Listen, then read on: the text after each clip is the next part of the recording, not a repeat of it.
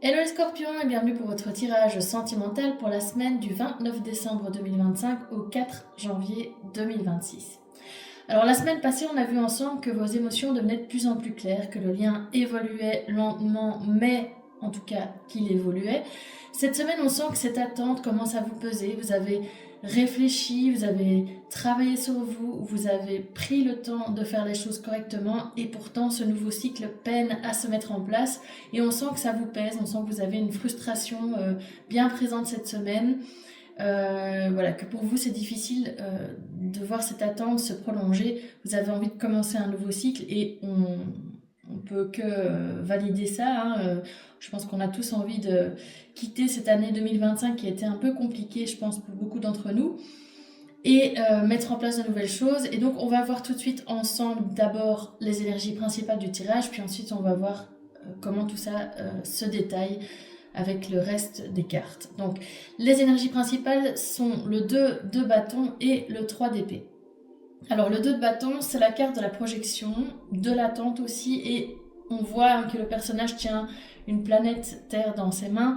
Il y a une forme de regard tourné vers l'avenir, d'attente aussi, comme je le disais. Donc on sent que vous êtes en train de réfléchir, vous avez beaucoup réfléchi à votre avenir sentimental, vous êtes tourné vers l'avenir et vous n'attendez qu'une chose, que ce nouveau cycle se mette en place. Avec le 3 d'épée, on sent qu'il y a des blessures du passé, des déceptions, il y a des cicatrices émotionnelles, des choses qui ne sont pas encore guéries, qui peuvent refaire surface de manière épisodique et probablement que cette semaine, ces blessures font de nouveau surface et viennent un peu casser votre positivité, votre motivation, votre dynamisme.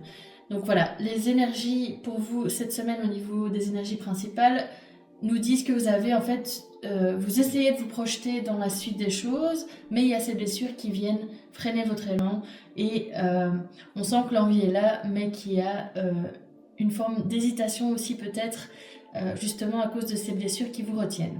Alors on continue avec ici la carte qui est doublée, donc c'est une énergie assez forte. Le 7 de bâton qui est clarifié par le 7 de bâton.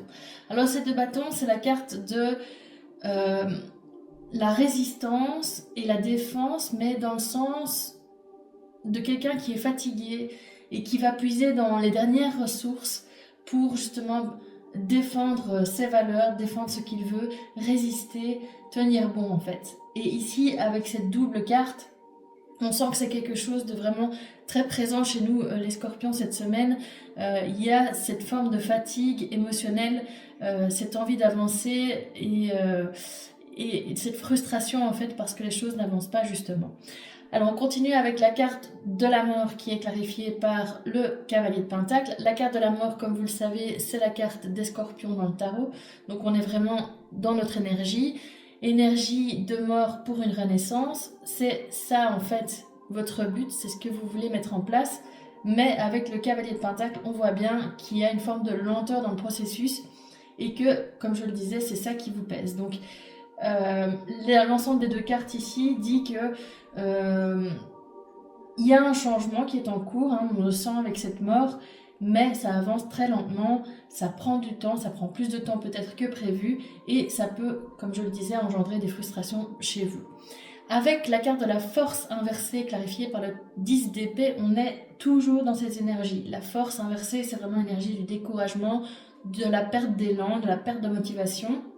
Le 10 d'épée nous parle d'un point final. Donc ça peut parler de rupture, mais ici je pense que c'est plus un point final coupé avec le passé en fait. Il y a ces blessures qui sont toujours là quelque part et il faut vraiment réussir à vous en débarrasser pour de bon. Et c'est quelque chose qui est compliqué et qui demande de faire beaucoup d'efforts et donc qui vous épuise d'une certaine manière.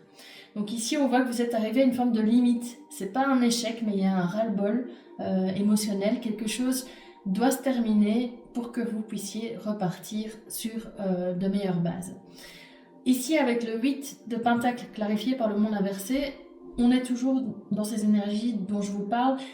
Le 8 de pentacle, c'est la carte des efforts, du travail sur soi. Donc on voit bien que pendant cette année 2025, et comme je le disais, peut-être pendant les années précédentes, tous les mois précédents, vous avez travaillé sur vous, vous avez appris vos leçons, vous avez tiré des leçons de ce qui s'est passé dans votre vie sentimentale. Mais avec ce monde inversé, on sent qu'il y a un cycle qui n'est pas encore tout à fait clôturé, une impression d'inachevé aussi peut-être. Donc on sent que voilà, vous avez fait le travail, vous avez évolué, mais vous avez l'impression d'être dans une forme de boucle, de répéter les mêmes choses et que finalement vous restiez dans ce cycle qui ne se termine jamais, dans un certain sens. Et vous avez une forme de sentiment d'injustice aussi, d'attente qui devient un peu lourde à porter.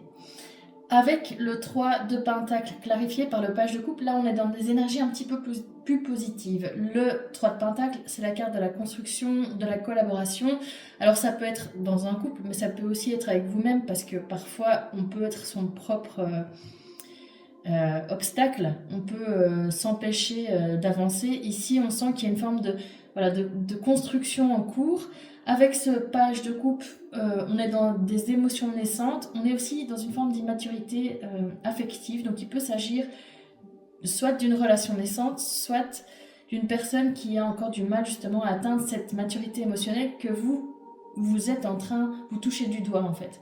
Et je pense que c'est ça aussi qui fait qu'il y a une ouverture qui existe, un lien qui est là, comme on le sentait aussi déjà les semaines précédentes, mais que ce lien reste fragile parce que l'autre personne peut peut-être manquer de maturité et avancer à son rythme comme vous avancez au vôtre, et il y a une sorte de décalage entre vos rythmes, votre rythme et le sien. Je vais y arriver.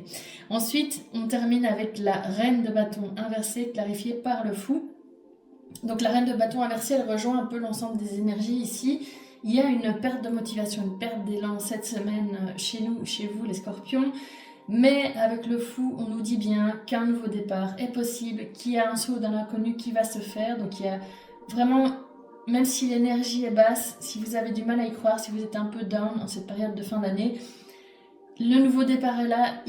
On le sent, moi je le sens, je ne sais pas si vous le sentez, mais en tout cas moi je perçois ça. Je sens que 2026 ça va être une bonne année pour nous et on doit lâcher prise, on doit faire confiance au tempo et on doit éviter aussi de rester dans une forme de contrôle. Je perds ma voix, désolée. Dans une forme de contrôle, on doit vraiment laisser les choses se déployer à leur rythme, même si par moments ça nous pèse parce que c'est un peu trop lent à notre goût. Alors, donc comme je vous le disais, pour résumer cette semaine, on sent qu'on est dans une période un peu fatigante émotionnellement, mais cette période d'énergie un peu basse ne remet pas en cause le chemin. Vous avez vraiment fait le travail qu'il fallait faire, vous êtes sur la bonne voie, et je ne dis pas ça en l'air. J'ai commencé à réaliser les tirages sentimentaux pour le premier semestre 2026. J'ai publié celui des scorpions hier, et il augure franchement des choses très positives. Donc je vous invite à aller jeter un œil si vous ne l'avez pas encore fait. Et je pense que si vous avez un petit coup de mou en ce moment, en cette dernière semaine de l'année, il va vous redonner pas mal d'espoir. Voilà, j'espère que ce tirage vous a plu. Si c'est le cas, n'hésitez pas à le liker, à le partager et puis à me dire aussi en commentaire ce qui fait écho pour vous. Puis surtout à vous abonner à ma chaîne pour ne pas manquer mes prochaines guidances.